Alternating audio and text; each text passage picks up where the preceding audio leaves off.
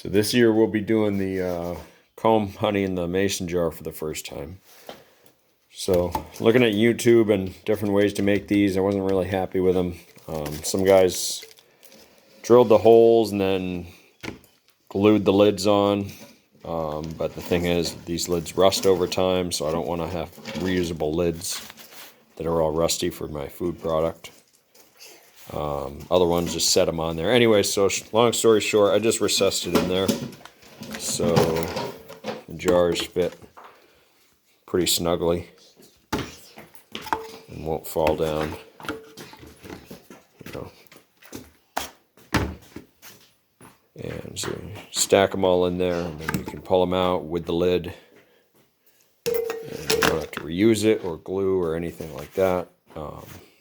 These two are on the inside because I just kind of threw the holes on there. And I have 7/8 here and a 1/2 inch there. So if I had thrown 3/4 in between, these could have been on the outside, but I didn't think I was going to put these on until afterwards. I was just going to leave it as a piece of plywood. But then it would warp and bend, and so I put these on afterwards. So anyways, those are on there like that. So when you throw your super on top, it gives it something to rest up against, so it doesn't, you know, in the event of winds or something, it doesn't blow and knock all your jars down and break them and cause a mess.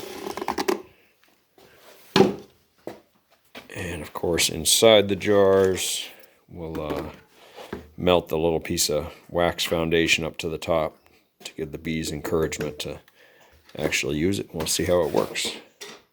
One last thing, if you're going to do this, make sure the depth that you route this out is not so much that you only leave that bottom layer of plywood. You have to have some sort of ply in there for support, because otherwise if you make it too deep and it's just one layer, when the bees propolize all this stuff together and you pull it off, that plywood is just going to peel right out of there. So you need to make sure it's at least 2 layers. See that? 2 layers deep. So this is 5/8 plywood, so I made it 3/8 deep, so you have a 1/4 inch left over.